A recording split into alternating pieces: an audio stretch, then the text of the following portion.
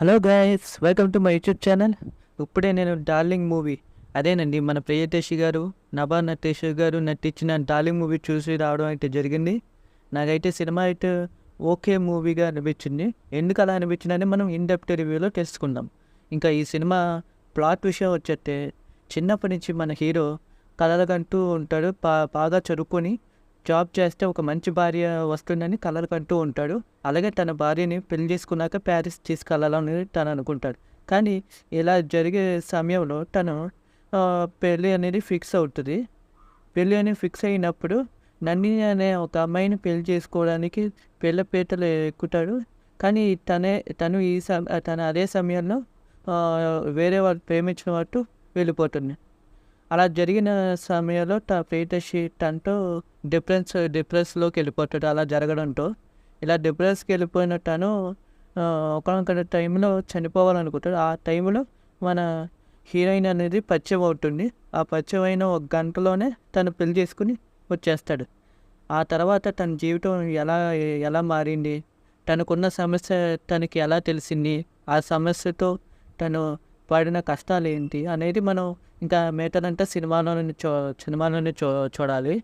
ఇంకా ఈ మూవీలో ప్లస్ పాయింట్లోకి వస్తే, ఫస్ట్ హాఫ్ అయితే చాలా బాగుంటుంది ఫ్రెండ్స్.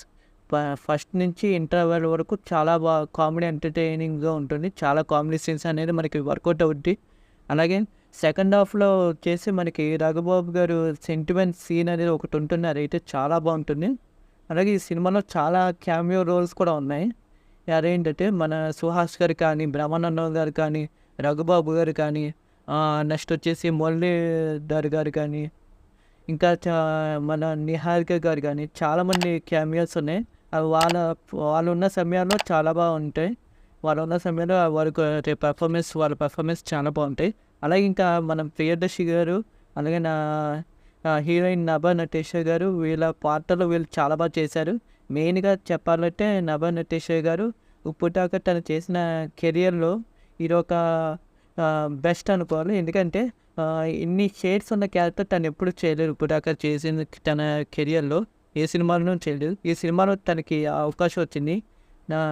తన నటనతో చాలా మటుకు మేమేమైనా మెప్పిస్తుంది. ఎక్కడ బోర్ కొట్టించడు ఫస్ట్ హాఫ్లో అయితే.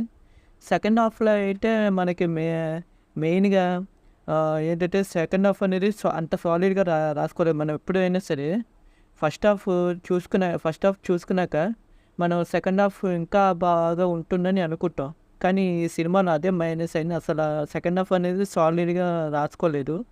అలాగే సినిమా అంతా కూడా కొంచెం స్లో ఫేస్గా ఉంటుంది సెకండ్ హాఫ్ అంతా. ఫస్ట్ హాఫ్తో పోల్చుకుంటే కామెడీ సీన్స్ కూడా అంత వర్కౌట్ అవ్వవు. ఎమోషన్స్ సీన్స్ కూడా. ఇది ఫ్రెండ్స్ ఈ సినిమాలో నాకు నచ్చిన అంశాలు, నాకు నచ్చని అంశాలు. ఇంకా ఈ సినిమా ఓవరాల్గా అయితే ఓకే మూవీ. అలాగే సినిమాలో ప్రొడక్షన్ వాల్యూస్ కానీ, సినిమాటోగ్రఫీ కానీ, ఇంకా మ్యూజిక్ వివేక్ సాగర్ కానీ చాలా బాగా ఇచ్చారు. ఇంకా ఈ వీడియోకి ఇంతే ఫ్రెండ్స్. మీకు ఈ రివ్యూ కనుక నచ్చినట్టయితే సబ్స్క్రైబ్ చేసుకుని పక్కన ఉన్న బెల్ ఐకాన్ క్లిక్ చేయండి. మీకు నోటిఫికేషన్ రూపంలో ఇలాంటి లేటెస్ట్ రివ్యూస్ కానీ, అప్డేట్స్ కానీ మీ ముందుకు వస్తాయి. అలాగే ఈ వీడియో మీకు ఫ్రెండ్స్ ఫ్యామిలీకి షేర్ చేయండి. కామెంట్ చేయడం మాత్రం మర్చిపోకండి ఫ్రెండ్స్. Bye bye.